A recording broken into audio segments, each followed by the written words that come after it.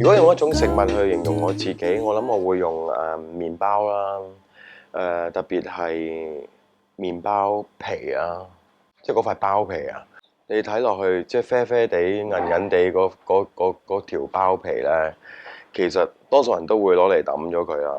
咁但係其實嗰塊包皮真係好嘢嘅，因為你烘到佢脆咗咧，其實你加任何嘅嘢食都係好食。咁包皮點解似我自己咧？因為我覺得夠黑啦，同埋其實佢係基本上喺大家眼中睇落咧，你都會發覺佢係即係可以抌嘅。其實我覺得我自己都係一樣咁嘅嘢咯，即係你可以抌咗佢嘅。其實我覺得好似冇乜用咁。有啲人中意起上嚟又可以幾中意喎，例如我自己啦，所以我都係自己中意自己嘅啫。拜拜。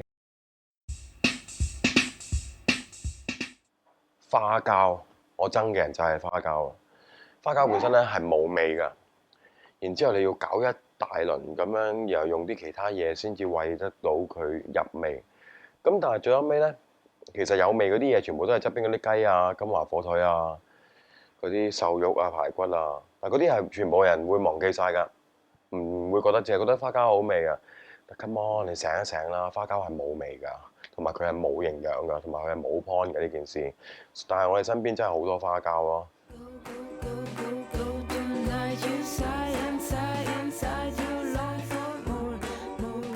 W 創作社未知數10月23號就截止預訂啦！喂，你訂咗未啊？訂咗未啊？你訂咗未啊？